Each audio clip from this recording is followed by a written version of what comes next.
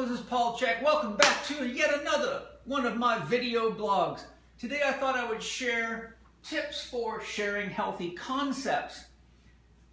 Many times, more than I can count, people that are students of mine or people that follow my blogs and various other sources of media have gotten back to me with the emotional and challenging situation often of trying to share what's exciting to them and what's helped them with friends and family members and co-workers, etc., and found that they often got less than a welcome reception, even though they were trying to help people.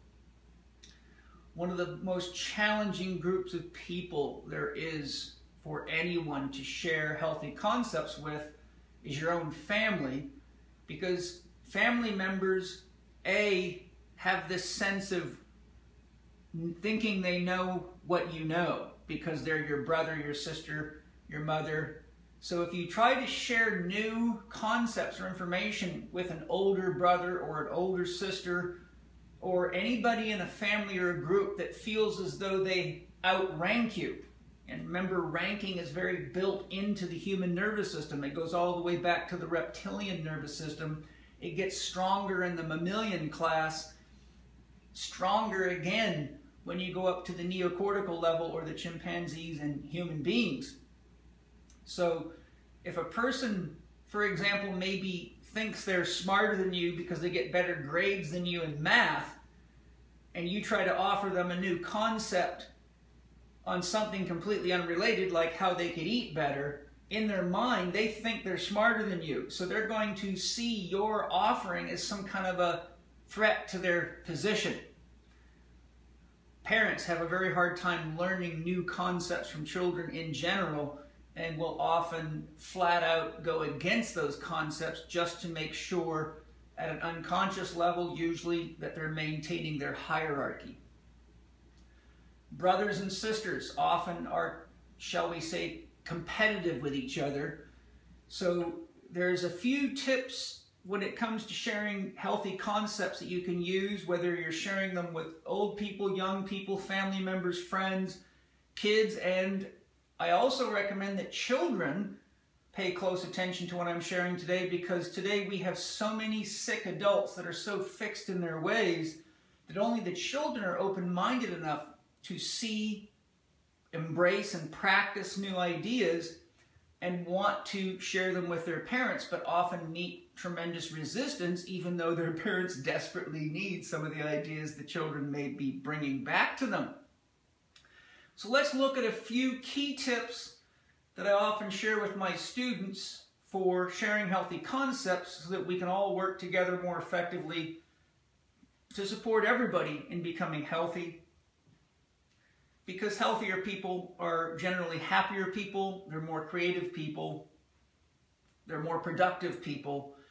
And right now, I don't know if you've noticed, but the world could use a lot of healthy, happy, creative, abundant, and productive people with the capacity to think rationally and creatively to address the imbalances we have and keep creating in nature. So let's have a look. The first tip from Paul Chek today is always tell the person that you think needs help what it is that they want to hear, but give them what they need. What anybody wants to hear is how what you're offering them is going to support them, not necessarily the way you think they need to be supported. In other words, they might be overweight, and you might go, "Mom, you're too fat because you eat too much gluten." That immediately triggers a reaction that is not supportive of your salesmanship. Before you even do that, you say, "Mom, what is your dream?" And if she doesn't really understand what you mean, say, "Well, what's your dream for your body? How would you like your body to look and feel?" And she might say, "Well, honey, I'd like to look like I did back when I was in college and I met your dad. Here's a couple of pictures. Woo, Mom, you look great." So mother's stated to you that her dream is to look good again, healthy, foxy, vital.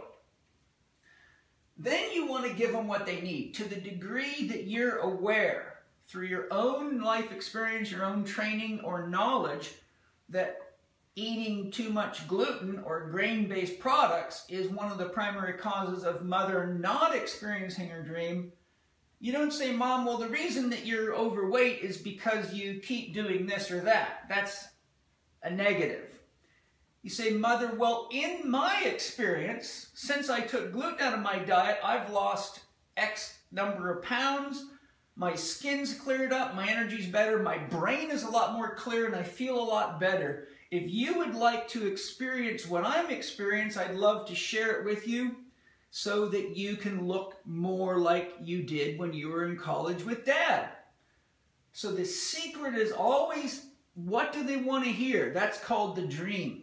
If you don't know what their dream is, you must ask, or you do not know how to anchor your new concept into something that they're truly interested in or want. Once they tell you their dream, they've made an opening within the sphere of their ego self. In other words, they've become permeable for you. They've shown you how to get into their inner sanctum of, I know everything, I know it all, and there's nothing wrong with me except I complain about myself all the time to everybody. So, what do they want to hear? They want to hear that what you're offering them is going to help them experiencing their dream. Once you know what they want to hear, tell them what they want to hear, give them what they need. Give them what they need also means only give them as much information as you think is realistically applicable. If you say, well, Mom, you need to get off gluten, you need to exercise more, you need to go to bed earlier, you need to change your makeup to organic makeup, you need to do more stretching, more exercises, watch less television, and get rid of those medical drugs, that's complete overwhelm. That can also be taken as a lot of criticism. Now, Mom thinks that she's just completely, not so exciting or beautiful to you, and that's painful. So, keep it to the key points that are most likely to get the biggest result. If you see 10 things wrong with Mom, do your best to identify the one thing that if she does, she's likely to get success and feel as though she's experiencing more of her dream, because then with the least amount of effort, she gets the maximum amount of return, and the less she has to remember and think about, the more likely she is to do it. Remember, most of the people that you're trying to help are tired people, and they're under a lot of stress. The higher the level of stress, the less open people are to new ideas, and the more tired they are, the less energy they have. And remember, changing our behaviors takes a lot of energy. Remember the concept that neurons that fire together, wire together. So people that keep thinking consistent thoughts, oh, I'm going to eat this, I'm saving money on food at the grocery store instead of buying organic. The doctor knows the best because the doctor's all those thinking patterns create neural networks that are very, very hard to change because they become more efficient pathways for nervous energy to flow through. So we've got to remember that somebody that's tired often doesn't have the energy to rebuild a neural network. But the way to begin the process is to connect it with a positive, affirmative thought or dream experience, because then emotion is involved. If Mom thinks that she can really lose some weight and look like she did 20 years ago by simply getting gluten out of her diet, and you approach her by sharing how you did it and give her the key things she needs to know and help keep it simple, Mom's more likely to use the available energy she has to begin developing a neural network. And as long as you keep supporting her and helping her emotionalize it and focus on her dream, then that neural network will form faster and faster, and one day she will forget that she even used to eat gluten, and she would never think of it, because anytime she's tried it, she's gotten gas and felt terrible, and it reminds her of the days that she didn't like her image in the mirror. Okay? So once you know it, you ask them what their challenge is. That's one of the key things you want to do. It's very important to localize your coaching down to what their challenge is, unless you're a professional therapist and someone's come and you've done a very comprehensive evaluation. That's a different situation.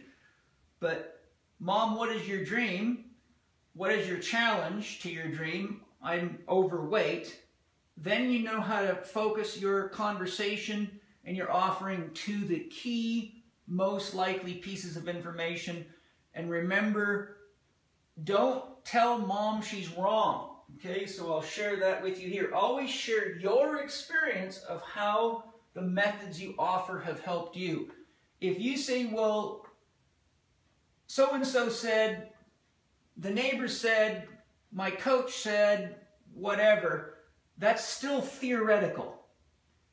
It is far harder and far less wise to try to sell healthy concepts that you have not mastered yourself, because it leaves it in the realm of theory and it's very easy to argue. And if people, remember, most people are addicted to the things that they need to change. So if you try to tell someone to get gluten out of their diet, but they're addicted to it, they're naturally going to defend that. So you don't want to make it hard for people to change. You want to make it easy for people to change. And the way you make it easier is you say, this is what happened to me. Or use photographs. Before I was off gluten, this is what I looked like, and here I am 30 pounds lighter and a lot healthier. That's objective. Now you are an authority of your own experience, and you're not being an authoritarian and telling them that there's something wrong.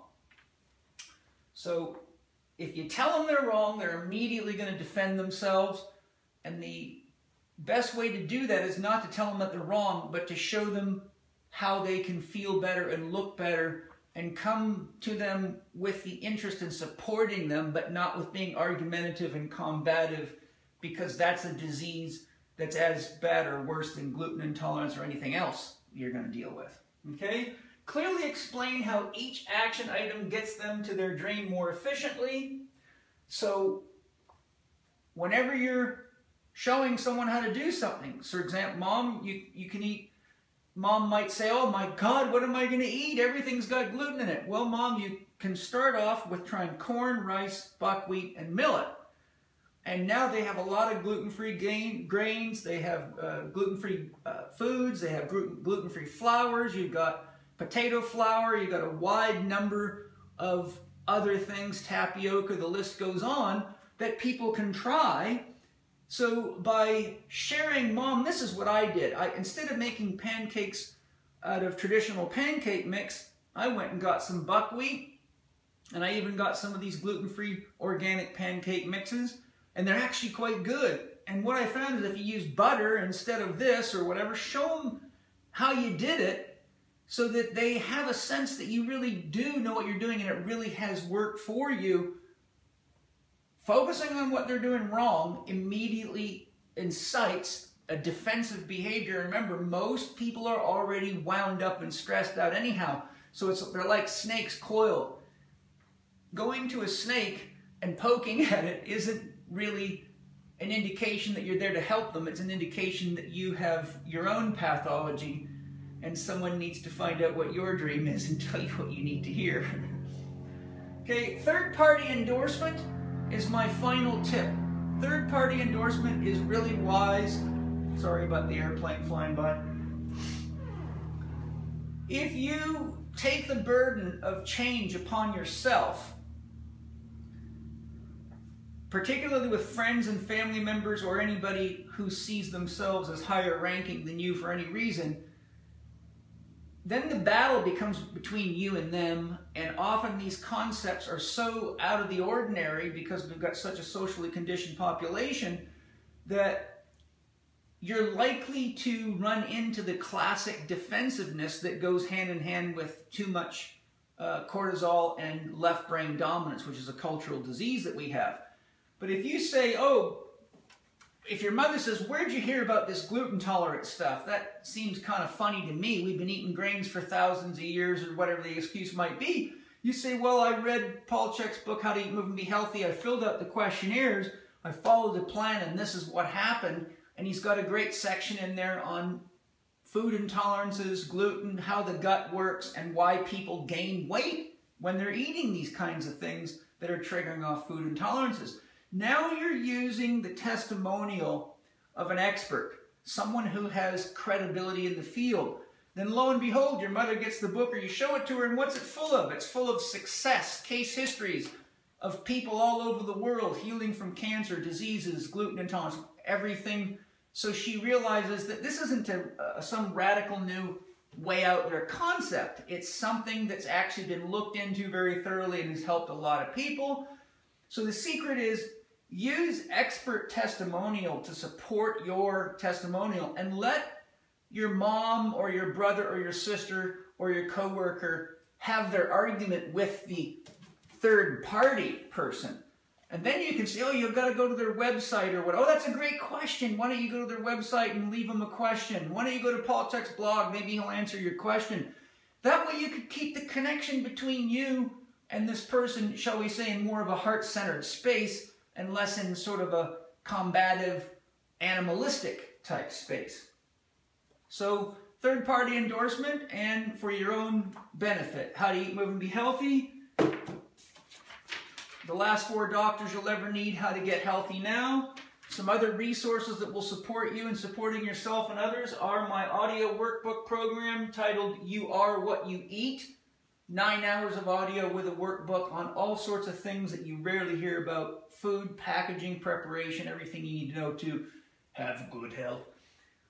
The last 4 doctors you'll ever need I just showed you. That's a multimedia ebook. It has video clips, audios, slideshows. I give demonstrations of work and exercises. I show you how to assess and correct breathing and all sorts of very useful things. Healing Fungal and Parasite Infections is my DVD set. It's very comprehensive.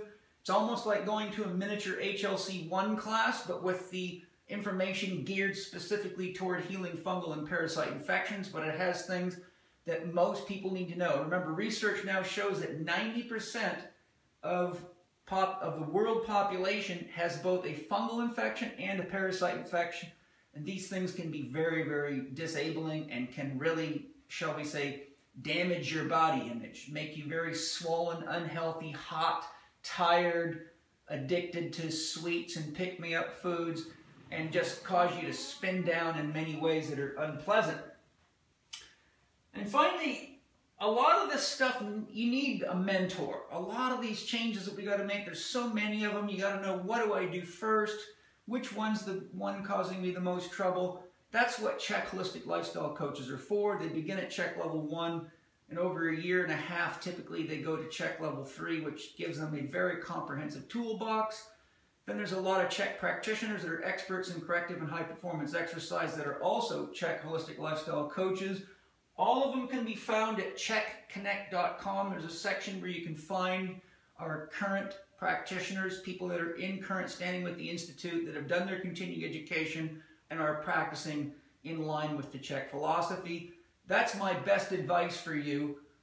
If you can afford it, go to one of the Chek instructors and see if they can take you on as a client, because those are the masters. But if you need to be more efficient, suit yourself by finding any of them, because they're all very well trained, and you can tell usually within minutes of talking to them and looking at them that they're not the average bear out there. They've got something special called vitality and mental clarity and the willingness to share their love with you. So there's my tips for sharing healthy concepts today. Hope you enjoyed it. Hope you are very successful at practicing so you can share authentically what you've done for yourself, not just be a talking head that likes to argue with other people, but be the change. See you next time.